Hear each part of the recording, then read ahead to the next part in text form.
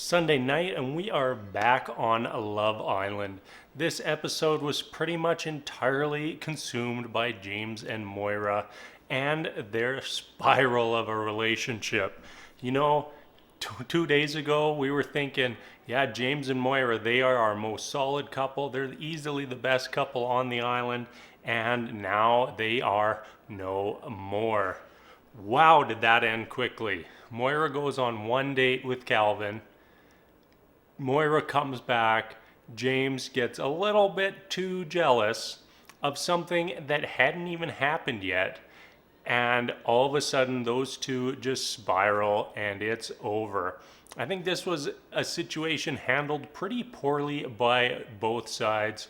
James came on way too strong, and then Moira just shut right down. And this was a matter of, you know, those two things just combining as poorly as humanly possible. Even when we had that morning after scene where James and Moira were talking, and James said, like, hey, I really overreacted last night, came on way too strong, and I really hope that we can just be friends in the villa moving forward. And Moira was just completely shut down. Like that's was the perfect encapsulation of the meltdown of that relationship. You know, James, like, even when he's trying to just mend things to extend an olive branch and just make things amicable between the two of them, Moira was just not having any of it, and really just absolutely wild to me. I just think that this is a situation where, you know, Moira was interested in Calvin and really didn't have an answer for James. And James just kept pushing until Moira hit the breaking point, and that is over. And, you know, sucks for James because it's going to be the girls doing in charge of the next recoupling, and we could see James headed out of the villa real quick. All right, so that is the main thing that happened today. You know, even with Calvin and Caleb coming into the villa for the first time, they weren't the center of attention. You know, Calvin had a little bit of a conversation with Moira, and it looks like there's something there, but we will have to see what happens throughout this week between those two, and if there's any sort of reconciliation between James and Moira.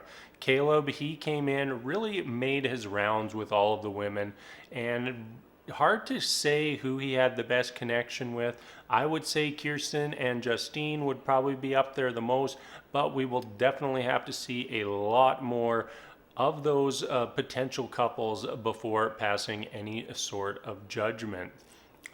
One person who's slowly starting to get on my nerves a little bit more and more is Mackenzie. She really thinks that she is this sort of love guru for the island and has a way of just like getting her nose in the middle of everything.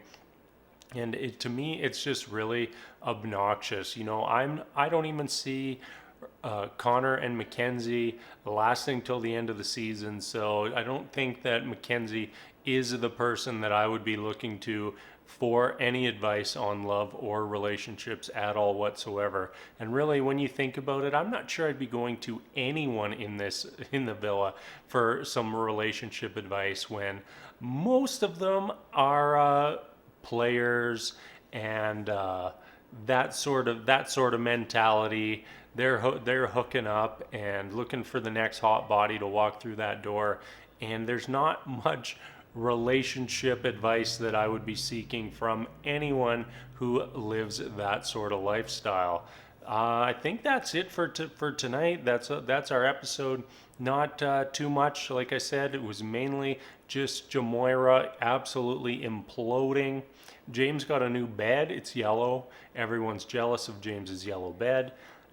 And we are moving on till tomorrow night. One interesting thing they did say at the end of the episode was that our first chance to vote about something on Love Island will go down tomorrow night. So if you have the Love Island app and you've been waiting for that opportunity to vote on something like myself, that will first happen tomorrow night. I'm going to guess we vote on who comes into the house next, which could be kind of cool. So yeah, that's it. That's all I got for tonight. As always, thank you so much for watching, and I'll be back again tomorrow night with more Love Island.